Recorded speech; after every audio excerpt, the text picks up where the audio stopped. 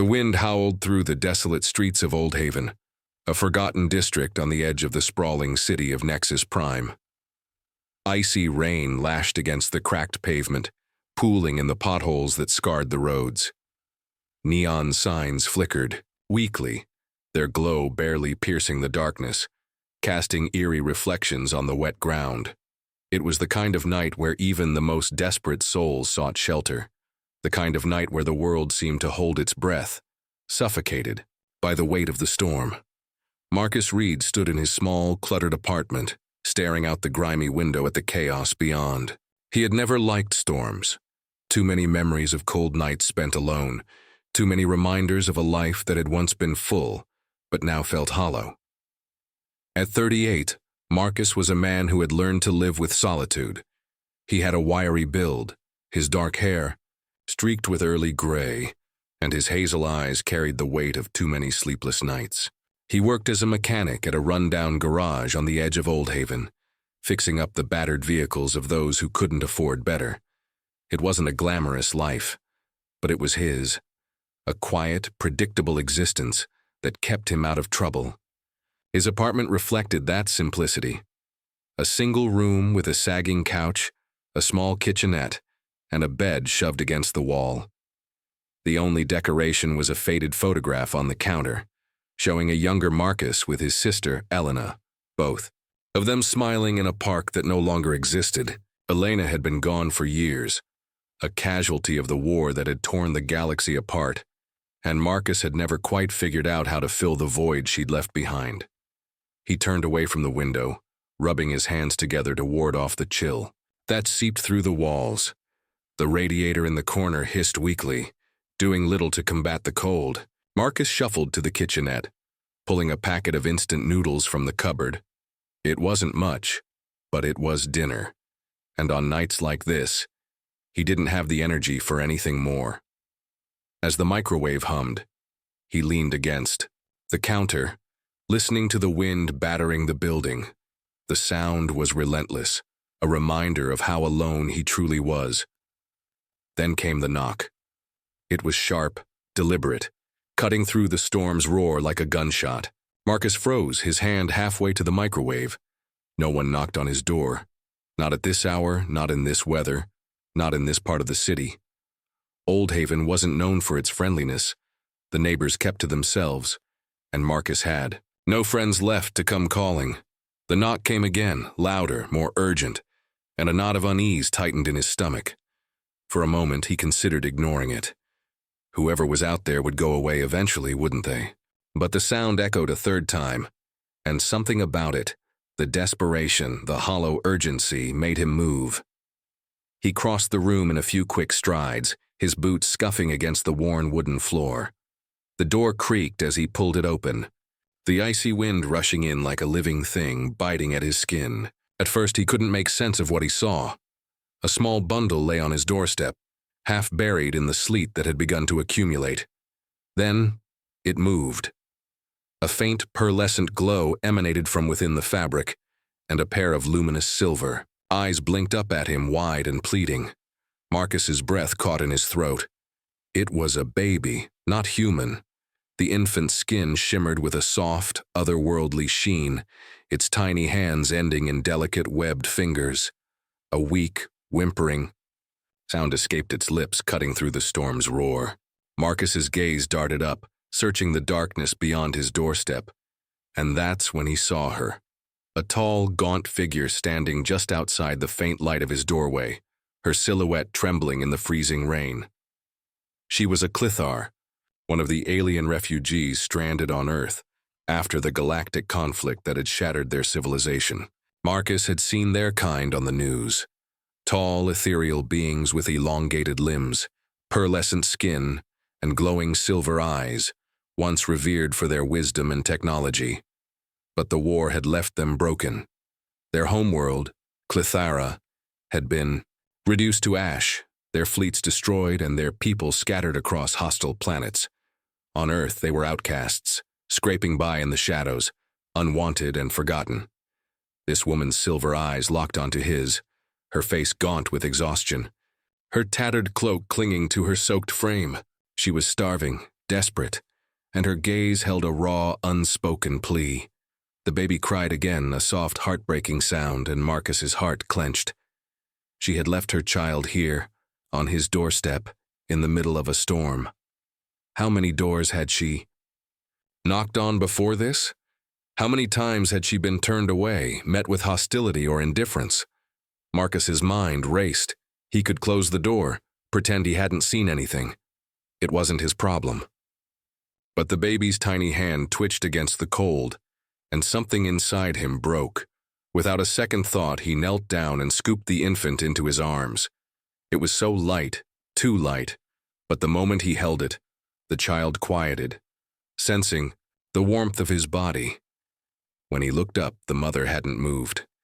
She stood there, shivering violently, her eyes fixed on her child in his arms. She thought he was going to take the baby inside and leave her out in the cold. Marcus cursed, under his breath running a hand through his damp hair. "Damn it," he muttered, then louder, "Get inside, both of you." The woman flinched, her eyes widening with suspicion. For a moment she didn't move, as if expecting a trap. But when she saw the way Marcus cradled her child, something in her expression shifted.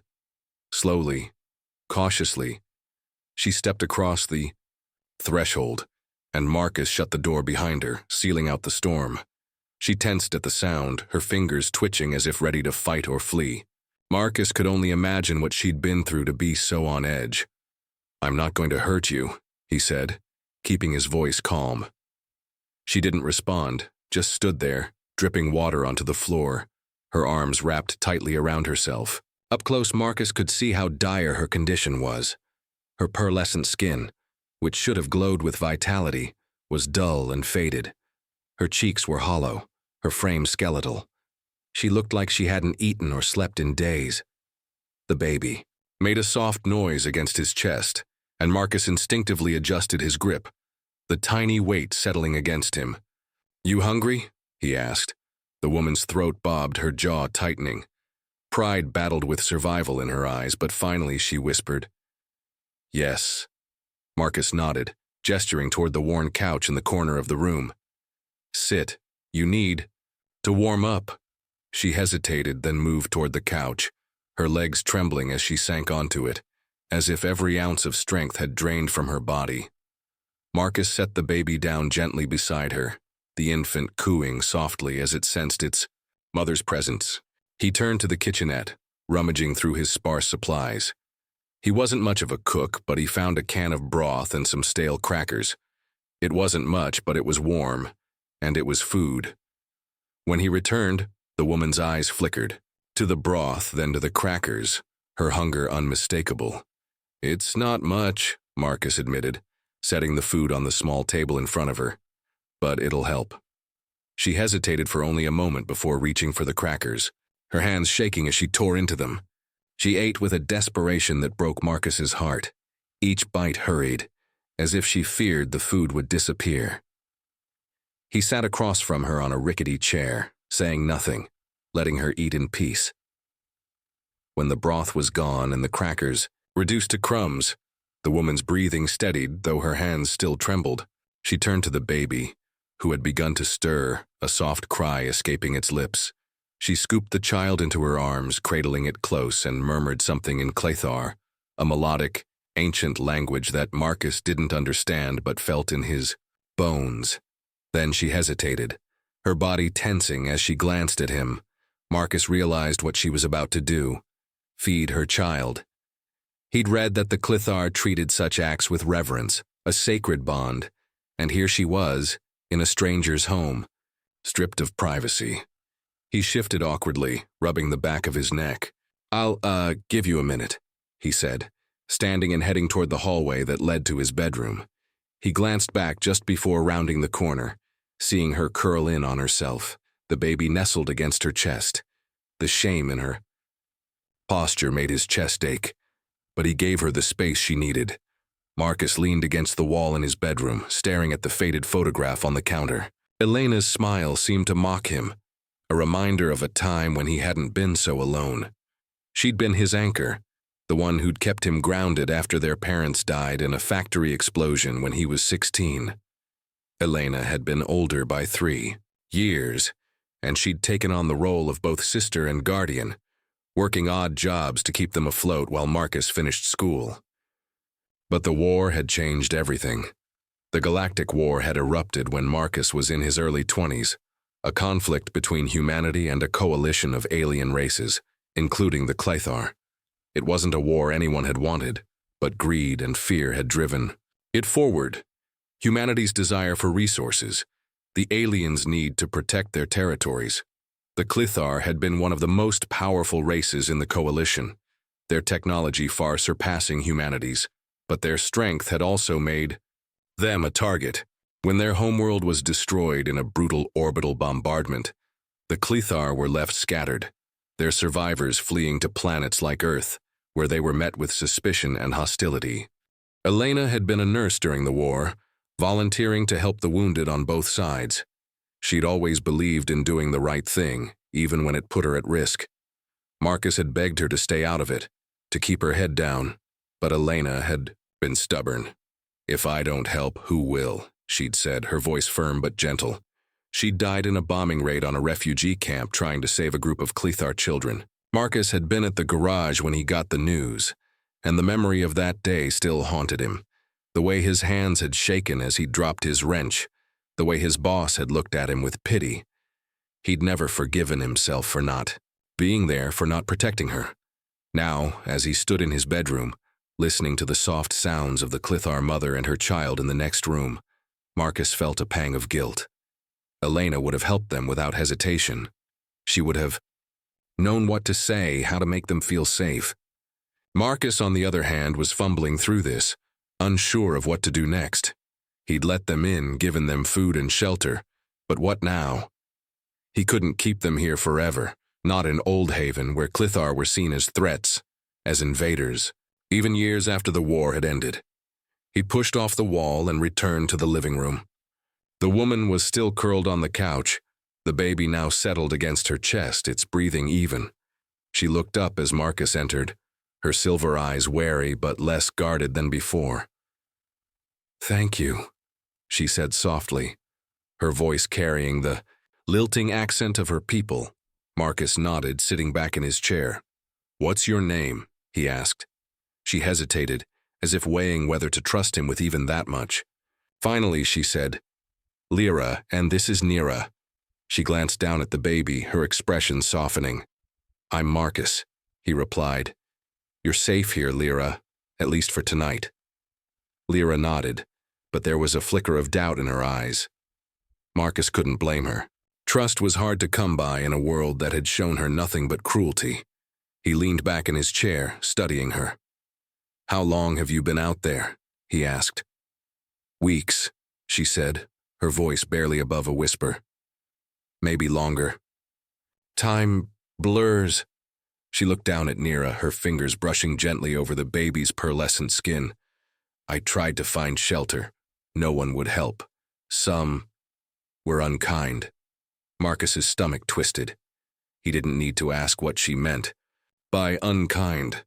He'd seen the way Clethar were treated in Nexus Prime, shunned, harassed, sometimes worse. There were stories of Clethar being rounded up and sent to overcrowded detention centers, where disease and starvation ran rampant. Others simply disappeared, their fates whispered about in dark alleys. "I'm sorry," he said, the words feeling inadequate. Lyra didn't respond, her focus on Nira. The baby stirred slightly, her tiny hand curling into a fist, and Lyra's expression softened further. "She's strong," she murmured, more to herself than to him. "She has to be." Marcus nodded, watching the infant. It was a miracle they'd survived this long, out in the storm with nothing but a tattered cloak to shield them. Silence settled between them, but it wasn't as heavy as before. After a while, Lyra spoke again. "Why did you help us?" she asked, her silver eyes searching his face. Marcus sighed, leaning forward. "Because you needed it," he said simply, "and because no one else did."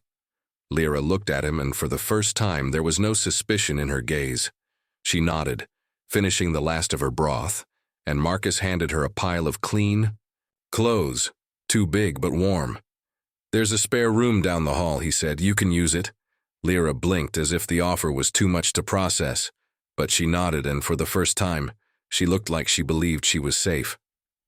Marcus cleared the table, taking the empty bowl to the sink. "Get some sleep," he said over his shoulder. "You're safe here." When he glanced back, Lyra was still looking at him, and for the first time she looked like she believed him. The next morning, Marcus woke to the sound of soft cooing coming from the living room. He rubbed the sleep from his eyes, his body aching. From a night spent on the couch, he'd given Lyra and Nira the bedroom, figuring they needed the rest more than he did. The storm had died down overnight, leaving behind a gray, overcast sky that cast a muted light through the curtains. Marcus stood, stretching his stiff limbs, and made his way to the living room. Lyra was awake, sitting cross-legged on the floor, with Nira in her lap. The baby was reaching for a strand of her mother's long, dark hair, her silver eyes bright with curiosity. Lyra looked up as Marcus entered, her posture tensing slightly, but she relaxed when she saw it was just him. "Good. Morning?" Marcus said, his voice rough from sleep. Lyra nodded, her gaze returning to Nira. "She slept well," she said softly. "Thank you. For the room." Marcus waved a hand dismissively. "Don't mention it." He moved to the kitchenette, filling a pot with water for coffee. As the water heated, he glanced back at Lyra. "You want some coffee? It's not much, but it'll warm you up." Lyra tilted her head, her brow furrowing. "I do not know what that is." Marcus blinked, then chuckled softly. "Right. I guess you wouldn't." He poured the dark liquid into 2 mugs, the steam curling in lazy ribbons, and slid one across the counter toward her. "Try it. It's bitter, but it grows on you." Lyra hesitated, then reached for the mug, wrapping her fingers around it as if savoring the warmth. She took a cautious sip, her brow furrowing further as the taste hit her tongue. "Bitter," she confirmed, but she didn't put the mug down, cradling it between her hands as if it were a lifeline. Marcus took a sip of his own, leaning against the counter. Now that the immediate crisis had passed, he could see things he hadn't noticed the night before.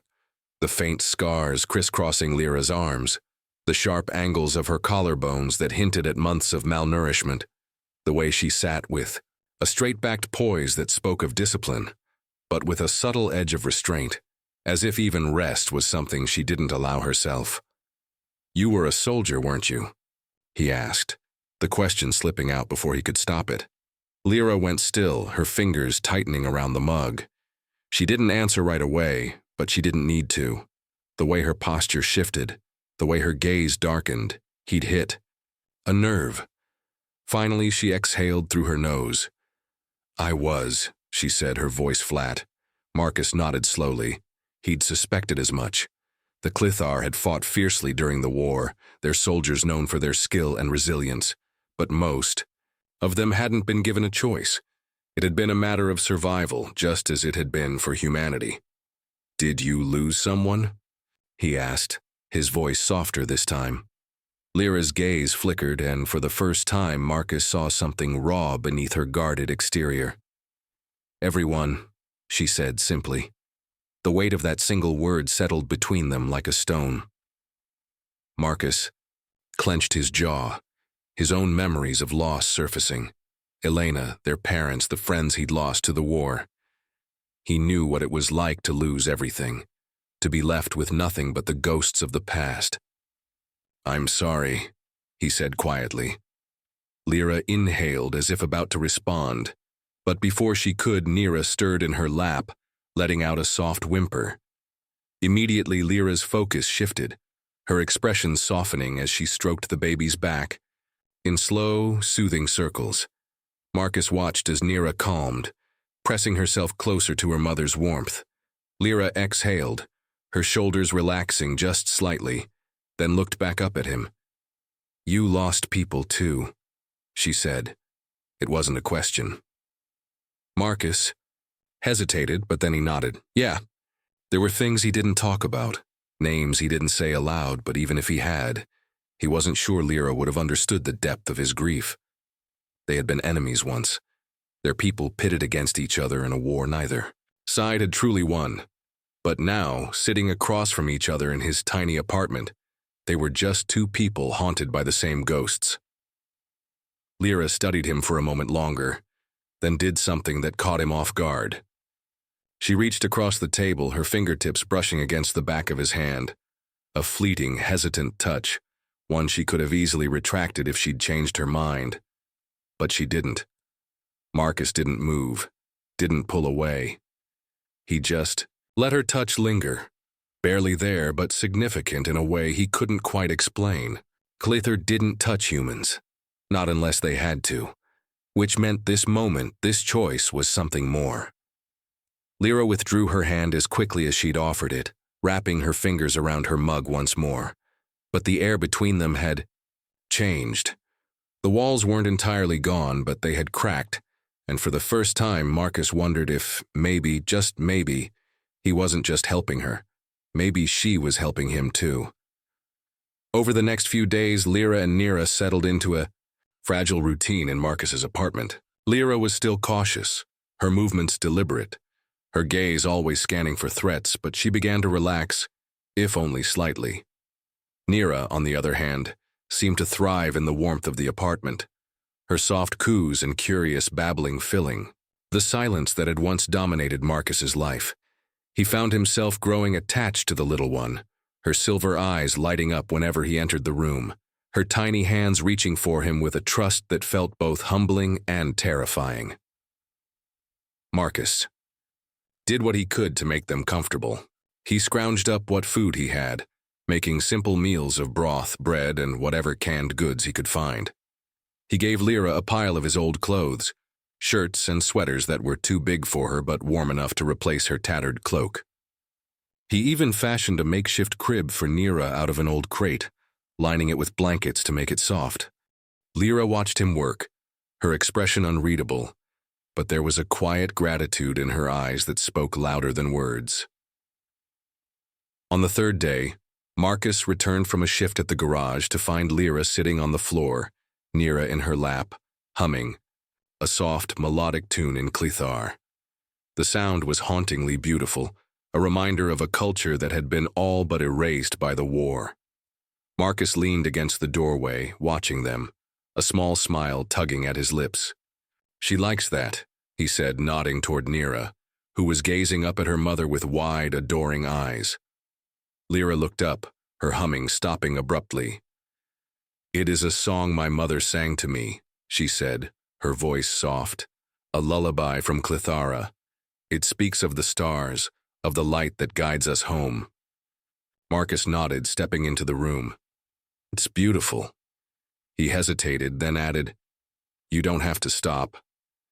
Lyra studied him for a moment, then resumed her humming, her voice weaving through the air like a thread of light. Marcus sat on the couch, listening, letting the sound wash over him. For the first time in years, his apartment didn't feel so empty, but the peace was short-lived.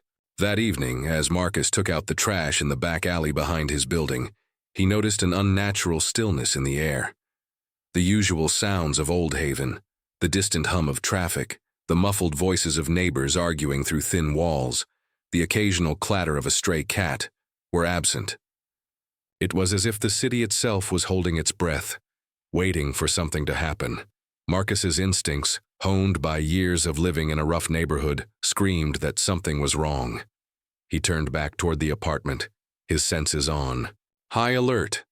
The shadows between the buildings stretched long and dark in the dim glow of the streetlights, but he didn't see anything out of the ordinary.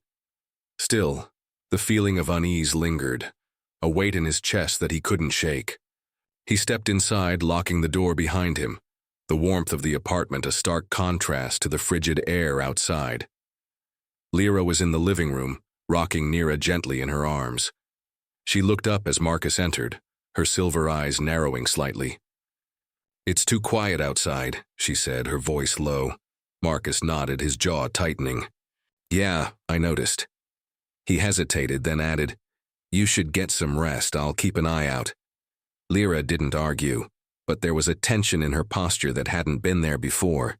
She rose, cradling Nira, and disappeared into the bedroom, her movements silent and precise, a remnant of her military training. Marcus sat on the couch, his gaze fixed on the door, his mind racing. He didn't know what was coming, but he knew it wasn't good. The knock came just after midnight, sharp and precise, cutting through the silence like a blade. Marcus's body went rigid, his heart pounding in his chest. Across the room, Lyra emerged from the bedroom, Nira in her arms, her posture shifting from exhaustion to alertness in an instant. The baby stirred, sensing her mother's tension, but Lyra held her close, her silver eyes snapping toward the door. Marcus moved first, stepping toward the door as casually as he could, though every muscle in his body was tense. He peered through. The people, his breath catching in his throat. Two men stood outside, their faces hard and unreadable. They weren't wearing uniforms, but their posture, the way they stood with their hands just out of sight, told him everything he needed to know. These weren't neighbors or delivery men. These were hunters. Marcus glanced back at Lyra, his voice a whisper. "Take Nira and go to the bedroom. Lock the door." Lyra's grip on the baby tightened, her eyes wide with fear. "Who is it?" she asked, her voice trembling. "I don't know," Marcus said, "but I don't want to take chances." She hesitated for only a second before nodding, then disappeared down the hall, the soft click of the bedroom door locking behind her. Marcus turned back to the entrance, taking a deep breath to steady himself. He unlocked the door and opened, just enough to step halfway into the frame, blocking the view inside. "Can I help you?" he asked, his voice even, though his pulse pounded in his ears. The man closest to him had short, cropped hair and a weathered face, his eyes cold and calculating. His companion was younger, thinner, but there was a twitchiness to him, as if he was waiting for an excuse to act. "You Marcus Reed?" the older man asked. Marcus didn't answer right away, crossing his arms and leaning against the doorframe. "Who's asking?" The younger man glanced toward the window, his eyes narrowing. "We heard you've got a guest staying with you." Marcus felt his jaw tighten, his mind racing. He knew exactly what they were looking for, or rather, who. "I don't know what you're talking about," he said, keeping his tone neutral. The older man exhaled through his nose, his expression hardening. "Look, I'll keep this simple. We know a Clythar woman's been seen in this neighborhood. A woman with a baby. Now, we're not saying you have her, but if you did, it'd be in your best interest to tell us." Marcus's pulse quickened, but he forced himself to stay calm. He knew what happened to Clythar refugees when they were caught. Best case, they were deported to overcrowded stations where disease and starvation ran rampant. Worst case, they were never seen again. He gave a dry chuckle, shaking his head. "A Clythar in this neighborhood? You think one of them would last 5 minutes around here?" The younger man smirked, but there was no humor in it. "You'd be surprised what people are willing to risk." Marcus shrugged, his expression carefully neutral. "Haven't seen anything.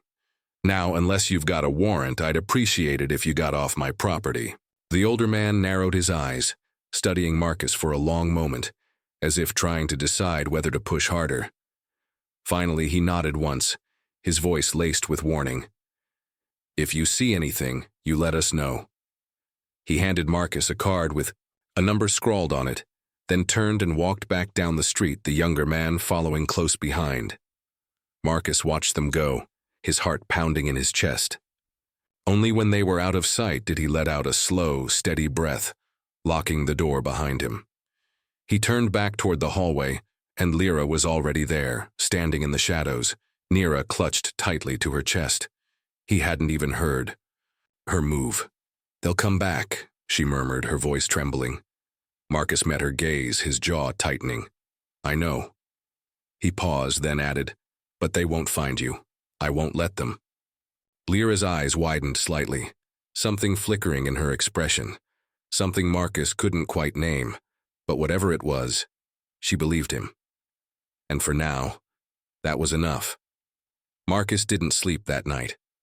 After the men left, he checked the locks twice, then positioned himself on the couch, close enough to hear if anyone came near the apartment. He'd done his best to reassure Lyra, but the truth was he wasn't sure what would happen next. They had been lucky this time.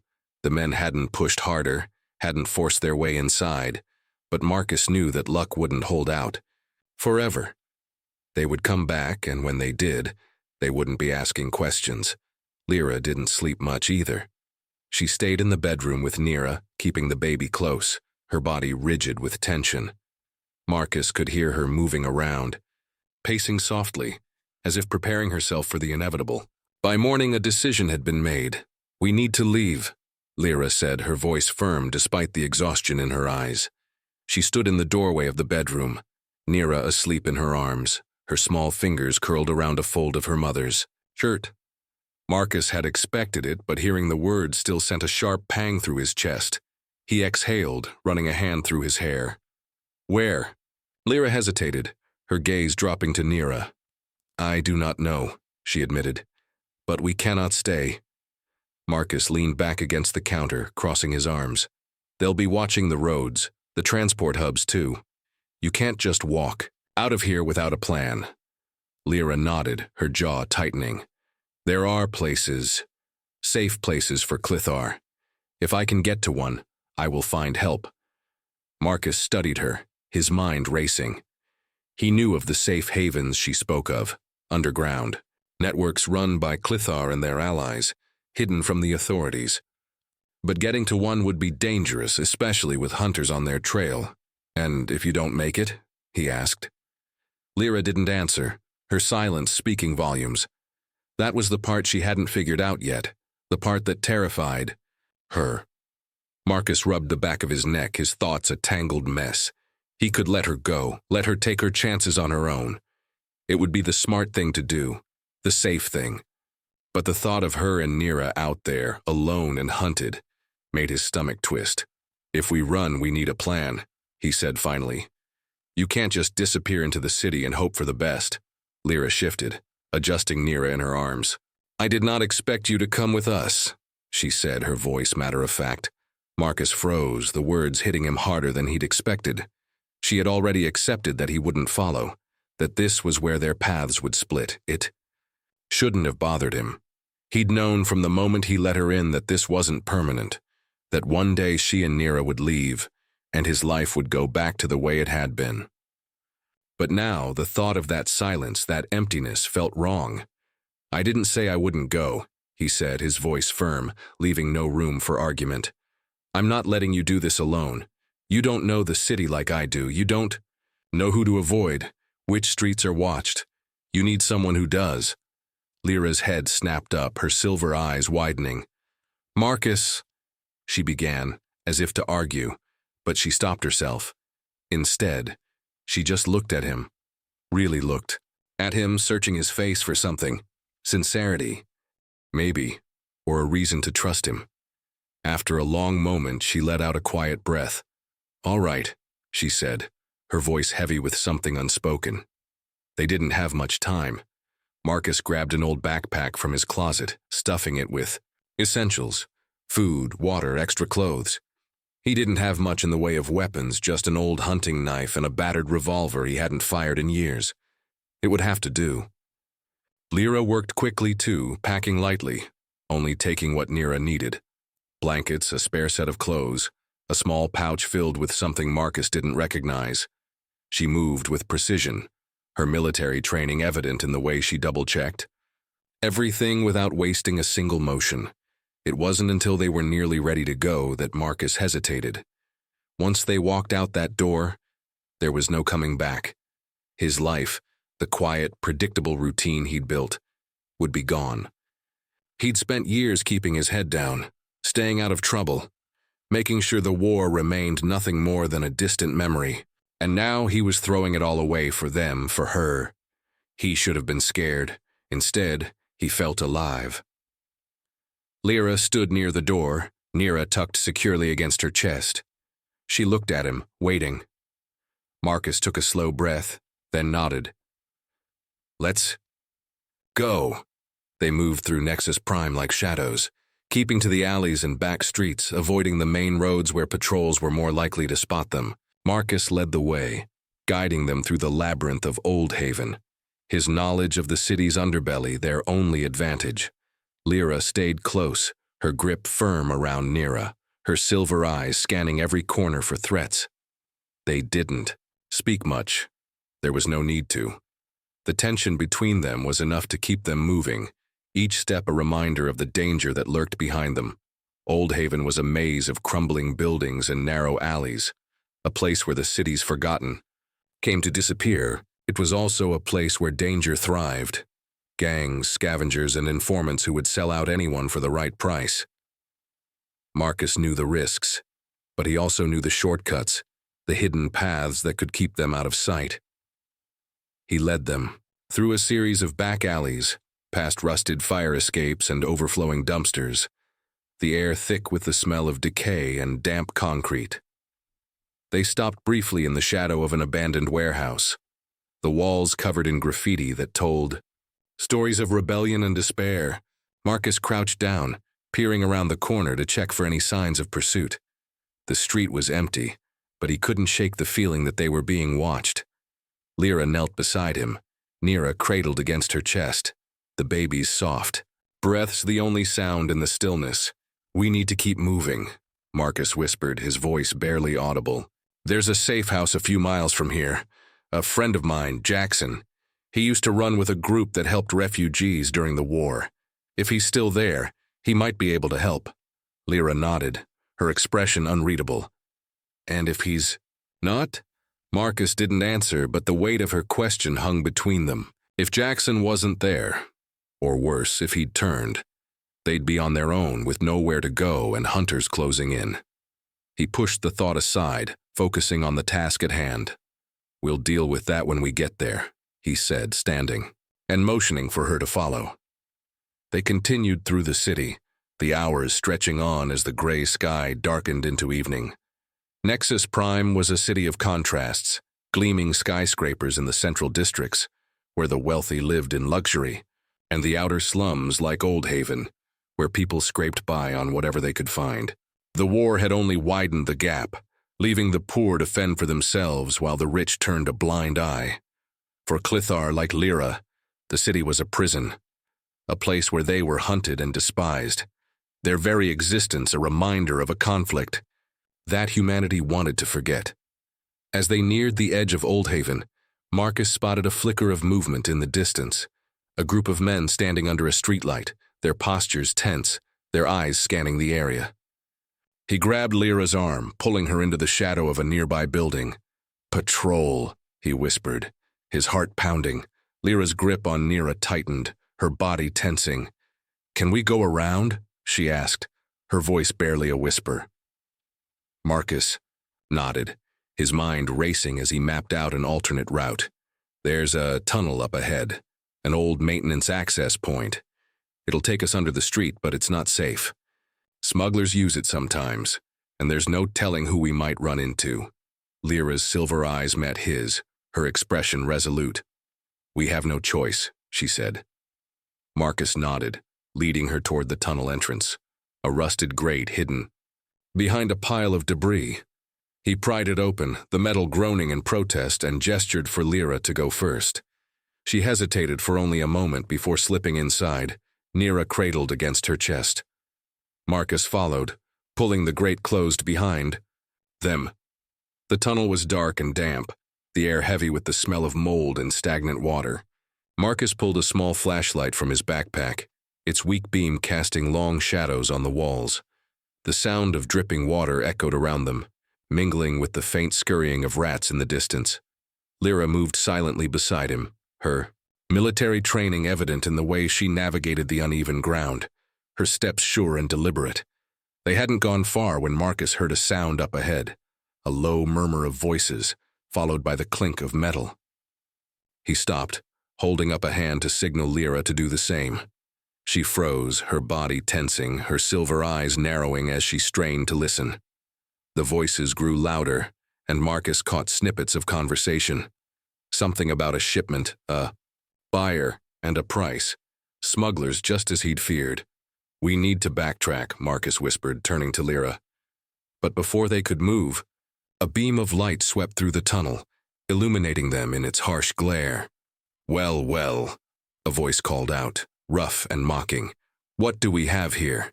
Marcus's heart sank as three figures emerged from the shadows, their faces hard and unreadable. The leader was a broad-shouldered man with a scar running down his cheek, his eyes glinting with a dangerous curiosity.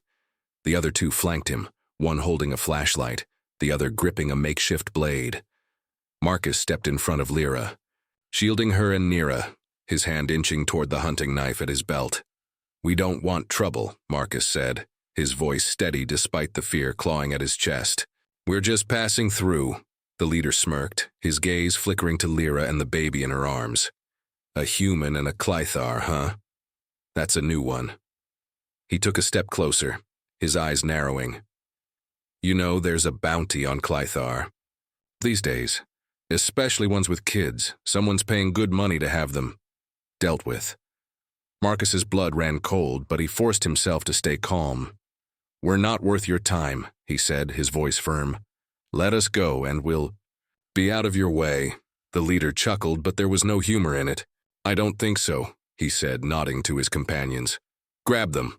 Before Marcus could react, the man with the blade lunged forward, his weapon aimed at Marcus's chest. Instinct took over, and Marcus dodged to the side, drawing his hunting knife and slashing at the man's arm. The smuggler grunted in pain, dropping the blade, but the second man was already moving, tackling Marcus to the ground. The flashlight fell, its beam spinning wildly as the tunnel descended into chaos. Lyra acted quickly, her military training kicking in. She shifted Nira to one arm, using her free hand to grab a loose pipe from the ground. With a swift, precise strike, she brought it down on the second smuggler's head, sending him sprawling.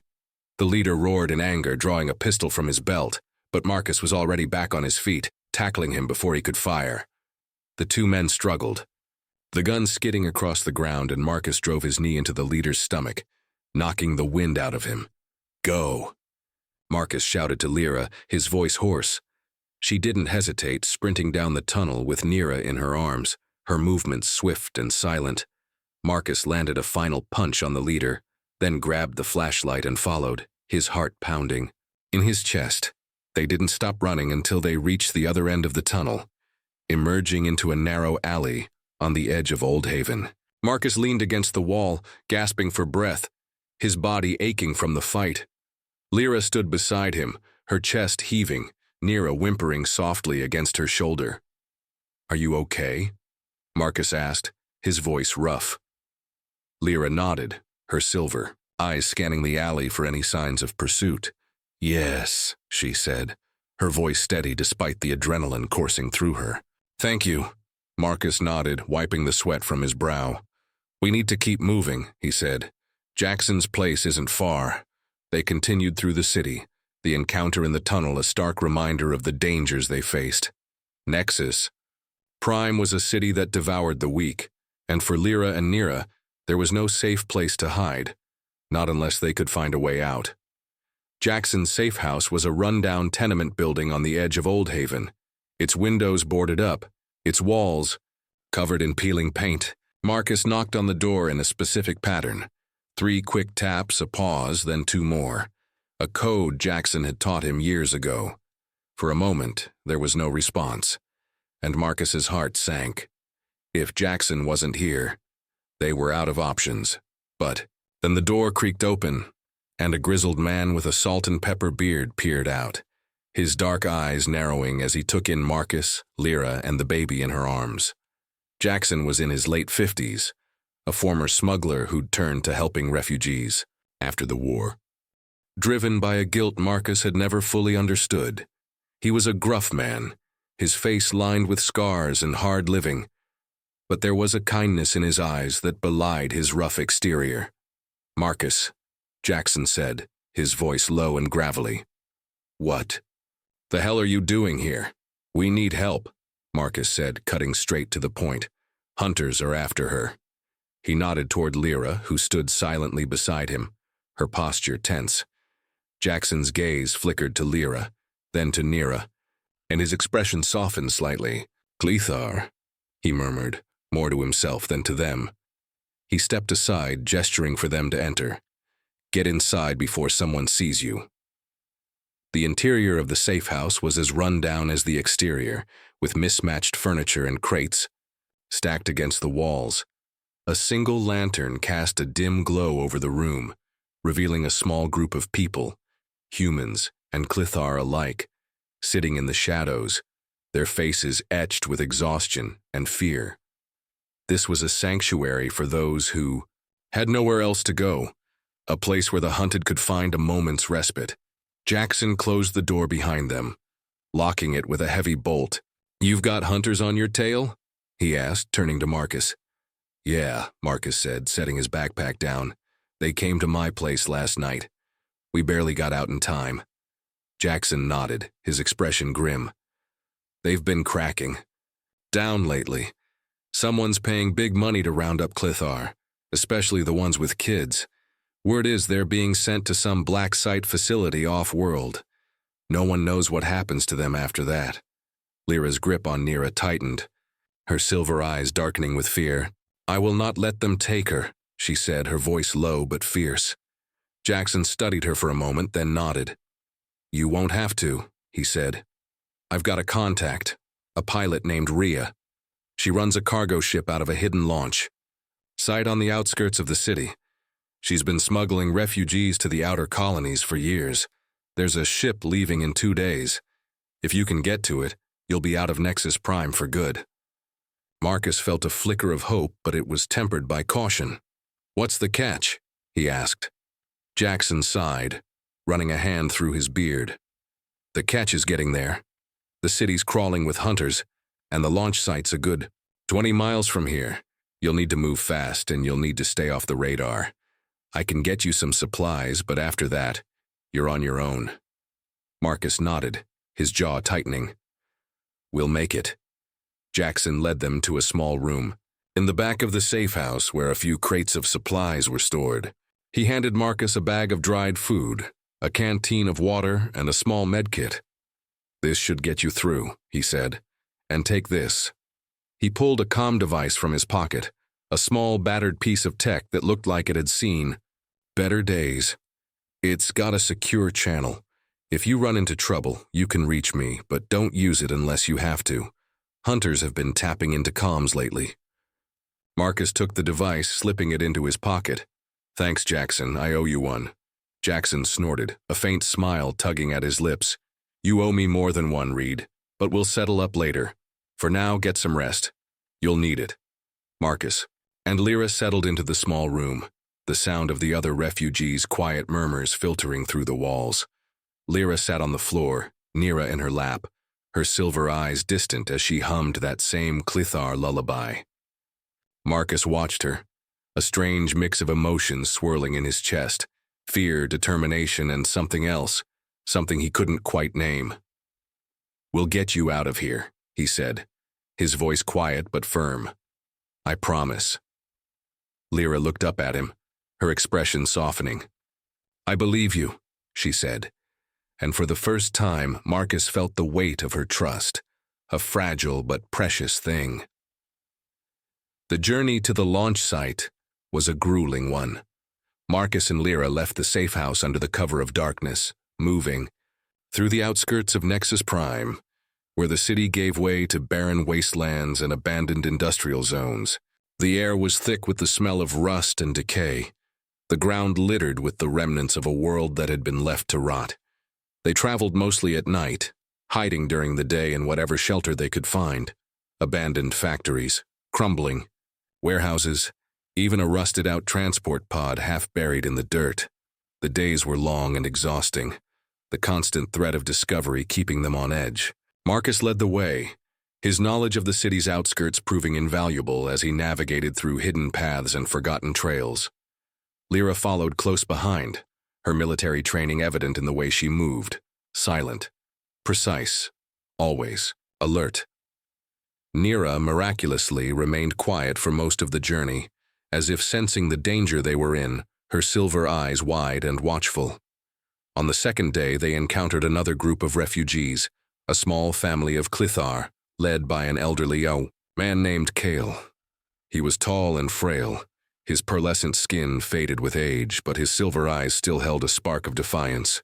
With him were his daughter Mara and her 2 young children, both of whom clung to her legs, their faces etched with fear. Kale explained that they too were trying to reach the launch site, having heard of Rhea's ship through the underground. "Network, there is strength in numbers," Kyle said, his voice soft but firm. "We should travel together." Marcus hesitated, glancing at Lyra. More people meant more risk, more noise, more chances of being spotted. But Kale was right. Alone, they were vulnerable. But together, they might stand a better chance. Lyra nodded, her expression resolute. "We will help each other," she said. The group continued together, their pace slow but steady. Kyle and Mara proved to be valuable allies. Kale's knowledge of Cleather's survival techniques helped them find food and water in the barren landscape, while Mara's quiet strength kept her children calm, even in the face of danger. Lyra and Mara bonded quickly, their shared experiences as Clethar mothers creating an unspoken understanding between them. Marcus watched them, a small smile tugging at his lips as he saw Lyra laugh for the first time. A soft, unguarded sound that warmed his heart. But the journey was not without its challenges.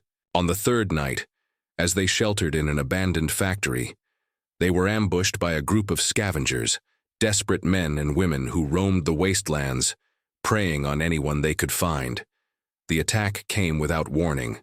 The scavengers, bursting through the rusted doors with makeshift weapons, their eyes glinting with greed and hunger.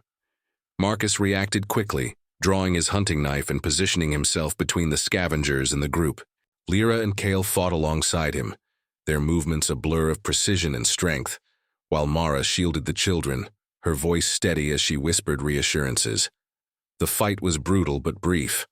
Marcus took down 2 of the scavengers, while Lyra and Kale handled the rest, their military training giving them an edge. When it was over, the factory floor was littered with the bodies of their attackers, the air thick with the smell of blood and rust. "We cannot stay here," Kyle said, his voice grim as he wiped the blood from his hands. "There may be more." Marcus nodded, his chest heaving as he caught his breath. "We're close to the launch site," he said. "We need to keep moving." They left the factory behind, the weight of the encounter hanging heavy over them. The children were shaken, their small bodies trembling as they clung to Mara, and even Lyra seemed more guarded than before, her silver eyes scanning the darkness for any sign of danger. Marcus walked beside her, his hand resting on the hilt of his knife, a silent promise to protect them. They reached the launch site just as dawn broke on the 4th day, the sky a soft violet streaked with gold. The site was hidden deep in the wastelands, a small clearing surrounded by rusted machinery and crumbling structures, the perfect place to conceal a ship from prying eyes. Rhea's cargo ship sat in the center of the clearing, a battered but sturdy vessel with a hull scarred by years of travel. Rhea herself stood beside it, a wiry woman in her 40s with short-cropped hair and a no-nonsense demeanor. She carried a blaster on her hip, her sharp eyes scanning the horizon as she waited for her passengers. Jackson had radioed ahead, and Rhea was expecting them. She greeted Marcus with a curt nod, her gaze flickering to Lyra, Kale, and the others. "You're cutting it close," she said, her voice clipped. "We've got hunters sniffing around the area. We need to move fast." Marcus nodded, helping Lyra and the others board the ship. The interior was cramped but functional, with rows of seats along the walls and crates of supplies stacked in the corners. Rhea led them to a small compartment in the back where they could sit together during the journey. "Strap in," she said. "It's going to be a bumpy ride." As the ship's engines roared to life, Marcus felt a strange mix of relief and uncertainty. They had escaped Nexus Prime, but the journey was far from over. The outer colonies were a lawless place, a frontier where survival was never guaranteed. But for Lyra, Nira, and the others, it was a chance at a new life, a chance to start over. Lyra sat beside him, Nira in her lap, her silver eyes fixed on the small window as the ship lifted off. The city skyline stretched out below them, its lights flickering against the dawn, a prison they were finally leaving behind. Marcus reached for her hand, threading his fingers through hers, and she squeezed back without hesitation. They were in this together, and for the first time in a long time, neither of them had to look over their shoulder. 6 months later, Marcus stood on the edge of a small wooden deck, staring out at the rolling green hills of Vara III. The planet was a stark contrast to the frozen city they'd left behind, its air warm and fragrant with the scent of wildflowers, its sky a soft violet streaked with gold. Twin suns rose over the horizon, casting a golden glow across the small settlement that stretched along the river's edge. The settlement was a mix of humans and Clithar, refugees, traders, and settlers looking for a fresh start. Here, no one cared where you came from, only where you were going. Behind him, the sound of quiet laughter reached his ears. He turned, leaning against the railing, and saw Lyra and Nira sitting on a blanket spread across the grass. Nira had grown stronger since they'd arrived, her pearlescent skin glowing with health, her silver eyes bright with curiosity. She was no longer the frail infant Marcus had held that night in the storm. Now she was full of life, crawling and babbling, reaching for everything with her small hands. Lyra sat cross-legged beside her, her silver eyes soft with warmth as she let Nira tug at a strand of her long, dark hair. The baby squealed happily, shaking her tiny fists, and Lyra laughed, a real, unguarded laugh that Marcus had come to cherish. Kyle, Mara, and the children had settled nearby, their small family, thriving in the safety of the settlement. Kyle had taken on the role of a teacher, passing down Clithar knowledge to the younger generation, while Mara had started a small garden, her children helping her tend to the crops. The community was small but tight-knit, a place where people looked out for each other, a place where Lyra and Nira could finally be free. Marcus smiled to himself, pushing off the railing and making his way over to them.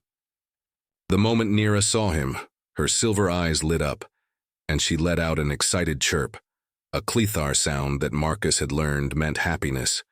She reached for him instantly, her small fingers grasping at the air. Marcus chuckled, scooping her up, effortlessly. "You're getting heavy, kid," he said, adjusting her in his arms. Nira babbled in response, pressing her face against his chest, her tiny hands grabbing at his shirt. Lyra watched them, her smile lingering.